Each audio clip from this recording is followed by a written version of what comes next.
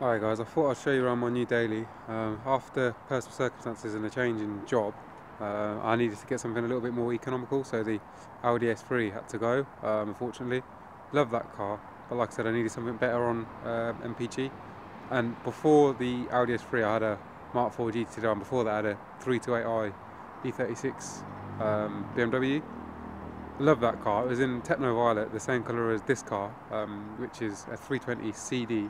It is the 4-pot, rather than the 330 CD, which obviously has a 6-pot engine, silky smooth engine that is. I went for this purely on colour and the mileage. This is, I bought it at 108,000 miles, it's on 110 already, so I'm racking up the miles in it. Excuse the dirt as well, I didn't have a chance to wash it, but if I can, I'll come back and shoot a quick little clip of the car once it's clean. At the minute it's fully standard. So it's got the standard MV2 wheels, staggered setup, 225 at the front, 245 at the rear.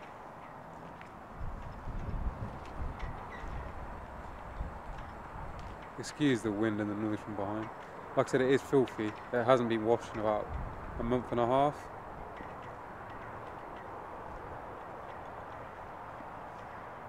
I do like the way facelift E46s sit. If you just look at that quarter angle, coming around a little bit from the top, they do look really smart, and in my opinion they still look quite modern because of the LED rear lights and the wheels. Sorry, excuse my cough. And also the front lights on the facelift model, they keep the car looking fresh and still in a car park full of new stuff. It still looks newish to me anyway. Yeah, so coming back to why I bought this exact car, it was purely colour basis. I loved my 328 Sport, but insert a picture of that now. I went the full hog on that car. It got the full starch treatment. I started off with BBS style 5s, then I went to Hartgers. Loved both sets of wheels. This car, I will probably mod it, but not to the extent I went to on the 328i. I probably will get dropped slightly, whether that's on springs or coilovers, it's yet to be seen. But I still think, as an all-round daily car, E46 is one of the best dailies out there at the minute. I prefer even the E46 over the E90 variant, unless it's like a 330D or a 335D. I prefer the looks of this, in my opinion anyway, over the E90 M Sports. Unless the E90's had some wheels put on it, dropped slightly, with maybe some splitters, then it looks a lot better, but as they are out the box, I'm not a huge fan. I prefer this shape still. It needs a good wash and polish. So in the summer it will get a 3-stage machine polish. So open the car. Oh, it's already open. Excuse the dirt and rubbish guys, but like I said, it is my daily and I do about 60 miles, well probably about 65 miles a day in it. So it does need a good clean. Another reason I went for this exact car over a 330 or another 320D is because it's got the cloth interior. A lot of people prefer actually the leather over the cloth, but after owning an Audi S3 that had heated seats, so it was alright, but after my 328 Sport that had the black leather Vadars, I learned from cold mornings I couldn't stand those seats, and obviously in the UK it's barely 9 degrees most of the time, so I wanted cloth interior. And also, in my opinion, these cloth interiors actually look quite good because they've got like this Alcantara finish to them, so they actually hold you in the seat really well. And another thing I like about the interior of these, to me again, like the outside, it doesn't look too dated.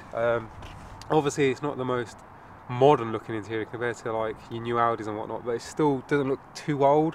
And being a little bit taller, I'm about 5'11", 5'12", would I say. The seating position in this is a lot better than an E36 in my opinion.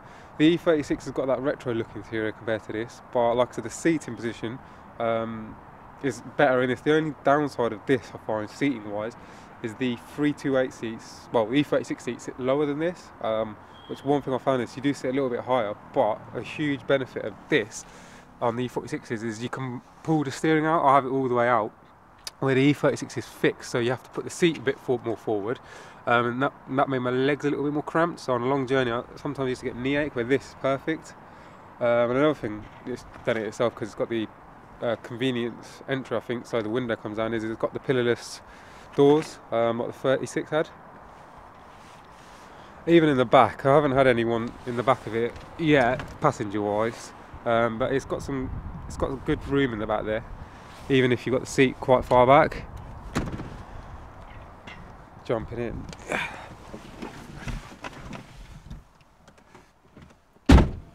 Inside, once you're in the E46, like I said, you can get your seating just right. Like I said, the interior is not the freshest compared to your new stuff, but in my opinion, still it looks better than an E90 without the sat nav. The E90, in my opinion, has to have the sat nav up there for it to look good, in my opinion. Also, this one, one of the previous owners fitted cup holders into it, which is good. Yeah, it's got the basic carbon trim on it. It's got a few marks on it, but if I was to keep the car long term, I'd probably change all that out for something from the individual range, if I could source it. It has had the airbag recall, that's why the airbag looks a bit more fresh compared to the rest of the steering wheel. The other thing I might do, which is a cheap mod, is fit the 330 CI rings around the dials and do the white bits red for the speedo, red counter, the fuel and the temperature. All in all though, value for money, you can't beat really these cars. Engine variants, obviously they range from 316 I want to say, all the way up to your M3s, the E46 M3s. This, like I said, is a 320 CD, so it does fairly alright. It's not the quickest. My brother's got a 330 CD and that really gets a shift on, where this is more, you need to give it a little bit more before it gets going. It's fully standard, but it's still a good car. I will probably get the remap done on it and the EGR delete I need to get done on it, but on that I'll quickly pop the bonnet and show you. Well, I can't really show you, but I'll mention something else that you need to do on these cars. Yeah, another thing on the diesels anyway you need to do, bear with me while I'm trying to open this bonnet. On the 320s, the 150s, I'm not sure about the 136s, they might have them, they might not, I can't remember from the top of my head, and the 330Ds, the 204, and again, yeah, I don't think the earlier 330 engine had the swell flaps, but that's what I was about to mention, sorry, is the swell flaps. So if you buy a 320D, make sure the swell flaps have been done. If they haven't been done, factor that into the negotiation of the car and get them done ASAP. You can tell, I believe, if you look under the cover, but I'm not going to pull it off now because I haven't got gloves or anything, but I believe you can tell if you look under somehow. I'm not 100% clued up on how you can tell. My brother checked and this one didn't have it. So the first thing I did when I bought it was get the swell flap delete kit, so that prevents the swell flaps coming loose and go straight into the inlet, into the engine, and game over. So make sure that's done on your 320 or 330.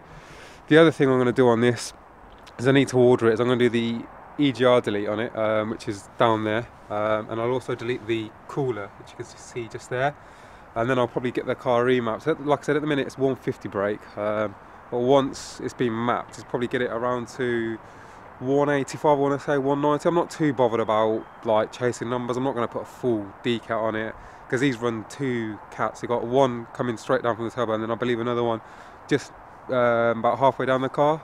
So I'm just going to leave them alone. I'll probably do, the one thing I might do on it, just to make it look aesthetically a bit better because I can't stand it, is get a back box put on it. I might just get a straight pipe, 2 pipes put on it, so it looks a little bit better, and I believe I can cut this diffuser rather than have fit in a pre-cut diffuser because this one's already got the markings on the back of it, so that's a quick job to do.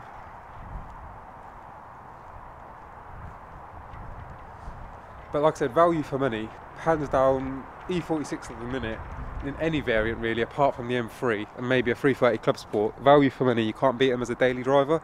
They're comfortable, this does good MPG, obviously being a 2 litre. Even the 330, my brother's got the 330 CD and that does pretty good MPG as well. I think he gets 520, 540 from a tank. I'll get probably that same, but I sit in more traffic than he does.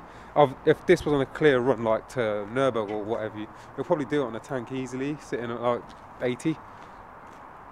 And the other thing, I had the phone kit from factory, so it's got the shark fin. I remember back in the day, people used to buy these off eBay and stick it on cars just for the sake of it because they loved the shark fin.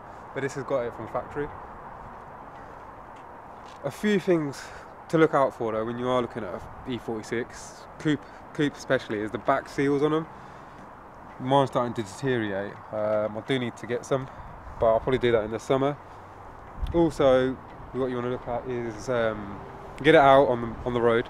Make sure at 80, 90 on a private land, obviously, it's going straight. What they'd like to do, actually, even with fresh wishbones and fresh shocks, they do on motorway speeds. They'd like to wander ever so slightly. It's because I think it's a staggered setup, and also tyres matter. I haven't got the best make tyres on mine, but I'm looking to change the wheels anyway. So when I get some better wheels on it, I'll probably put obviously better tyres on it as well. But I'll start it up and show you what to check if you're looking to get a E46. Yeah, so what you want to do is turn, if you can, the wheel and just have a quick look on the inside to check the conditions of the wishbones. You can just about, well, you can see the steering rack and the track rod ends just there. But what you want to do is, if you're looking at an E46 or even an E36, is get it up in the air if you can. Shake the wheel up, well, grab the wheel from the 12 o'clock position and the 6 o'clock position, and check for any play, and then also do it from the 3 o'clock and the 9 o'clock position, check for any play, because that will indicate the wishbone's probably on the way out, or the back of the wishbone. You have a little bush, they tend to go as well. But again, factor that into your negotiation price, because they do like the bushes on the front and on the rear. I won't get under it now because it's quite low, but at the back you've got the rear trailing arm bushes on the E36 and the E46. They like to, they go as well. You can fit upgraded polyurethane on both the front.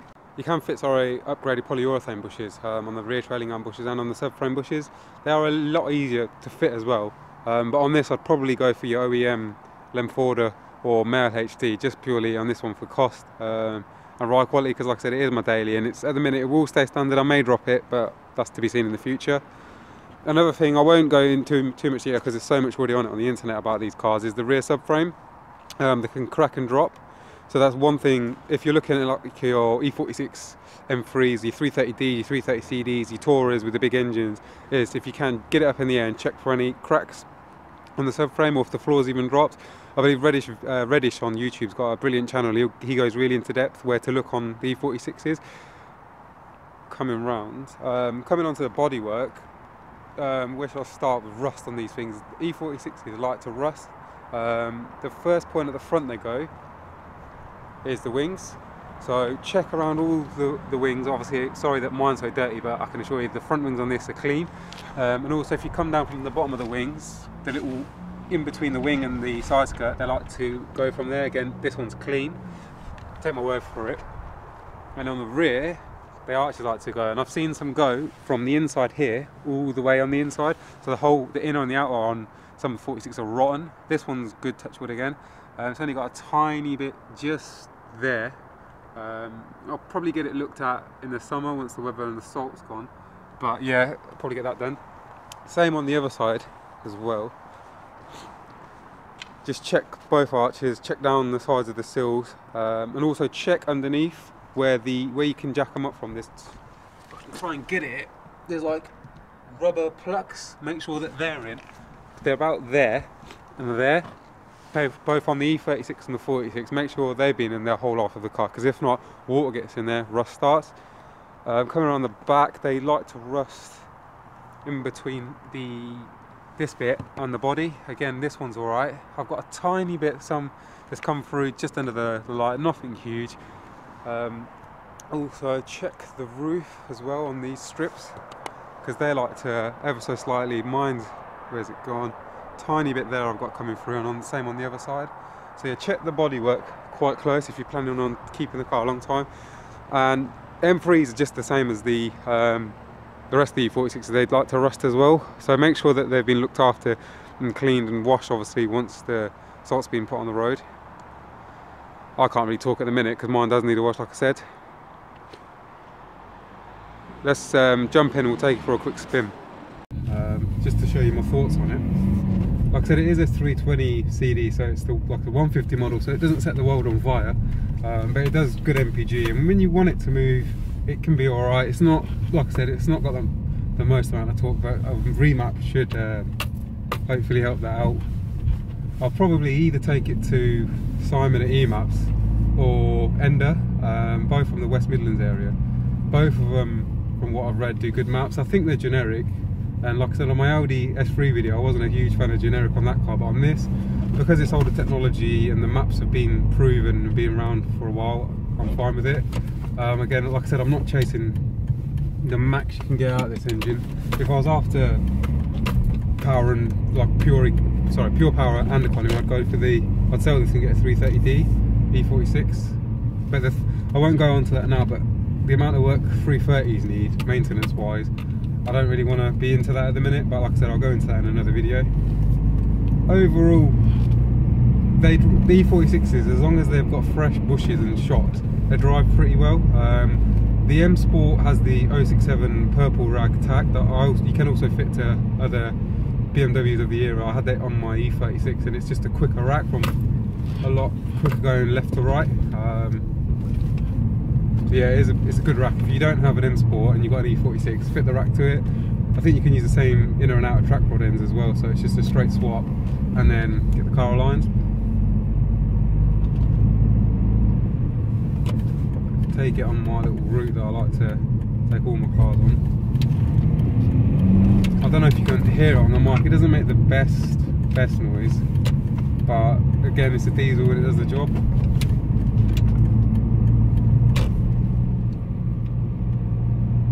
It's coming up to Christmas, so all your Sunday drivers are out no matter what day of the week it is. They're just doing like 15 miles per hour in a 30. Or I'm just being a typical BM driver and sitting on their arse, one or the other.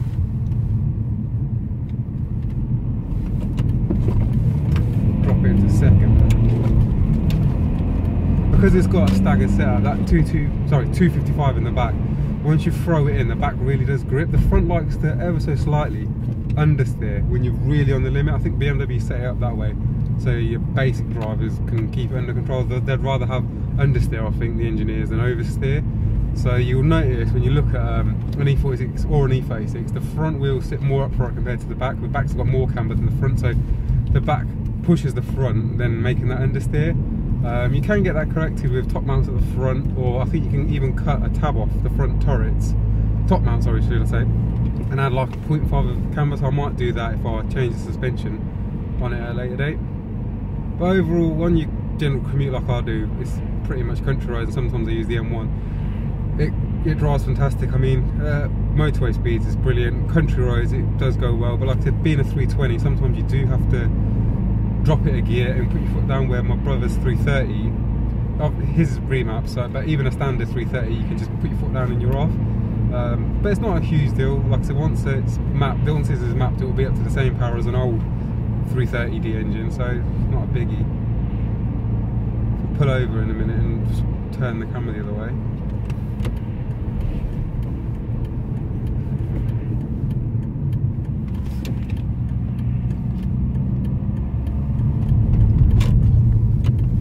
For a sec.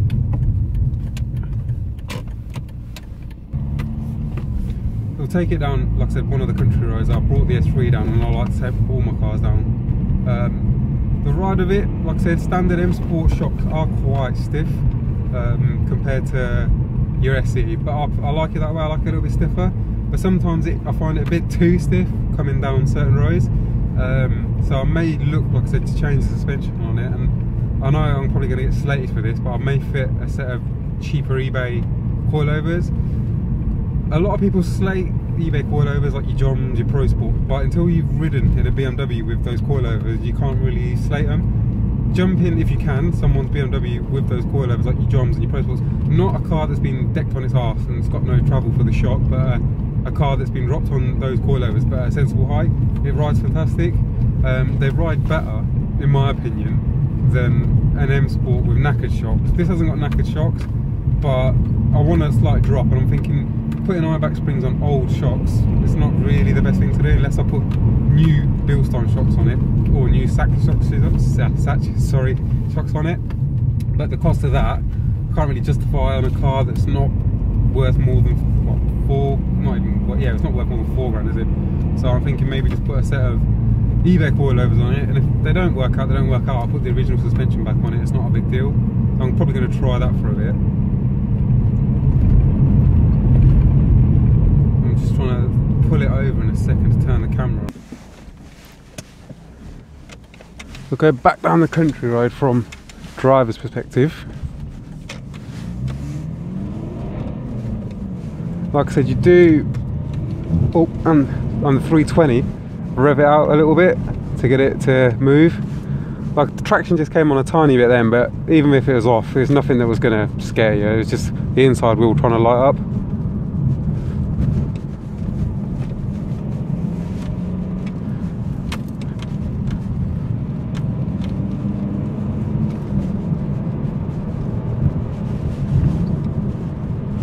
Ever so slightly, the front end of this is moving around a tiny bit. I do think the back bushes on the wishbone that I was mentioning before probably need looking at.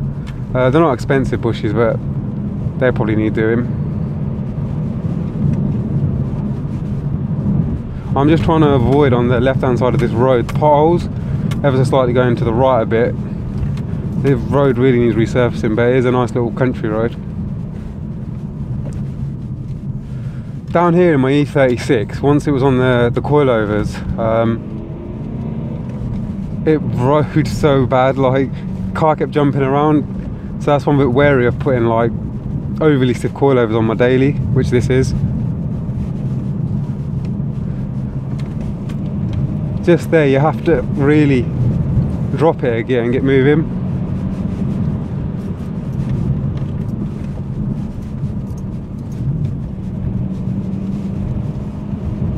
Traction's flashing away, but it's like I said, even if I had it off, it wasn't going to do anything. It's not a M3, hasn't got that much power to make the rear wheels go out.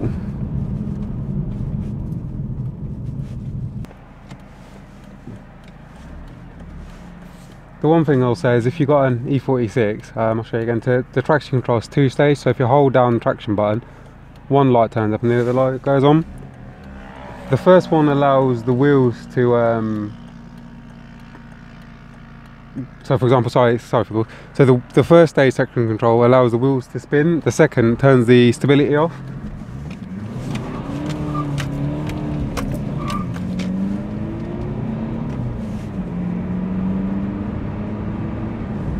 Like I just showed you then, it doesn't do much for the rear, because it hasn't got obviously that much torque and it hasn't got a limited slip diff. It's just one tyre fire on this, and all BMWs without a limited slip difference got some power. All they do is one tyre fire, unless you do give it like a Scandinavian flick, but obviously I'm not going to do that on a public road.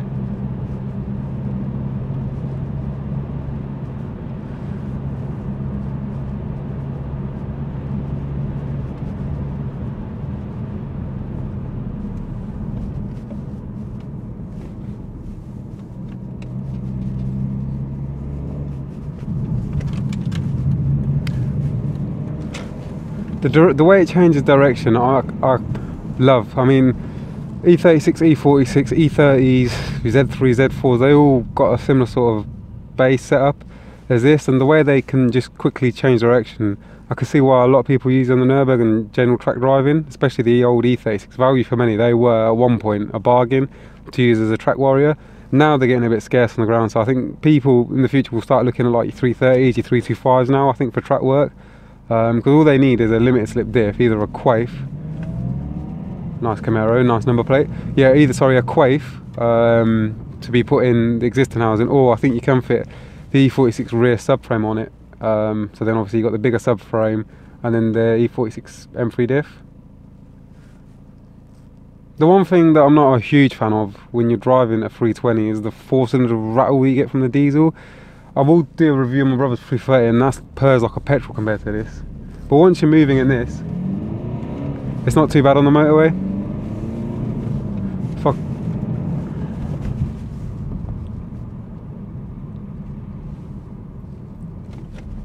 Let the Mondeo go and I'll show you around this roundabout. Not breaking any speed limits, but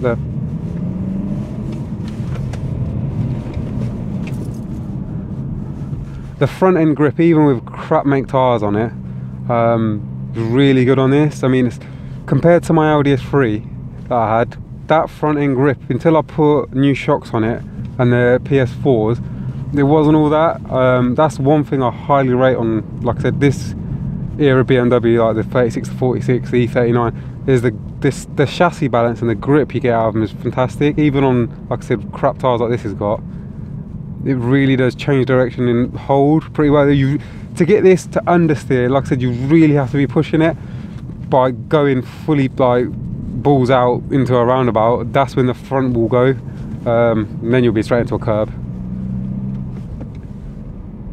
Most time I spend my life like this though, following a Ford of some variant, not an RS unfortunately, doing 40 miles per hour or 50 miles per hour all the way to work, so that's why I went for a 320. Eventually I'll probably, if I keep this, like I said, I will map it, put some wheels on and lower it slightly. If I don't keep it and I sell it, I'll probably will end up in a 330 or maybe an Audi diesel, depending on what's out there. But that's it for now on this, and I'll update you with another vlog if I do any more on it. Take it easy, guys.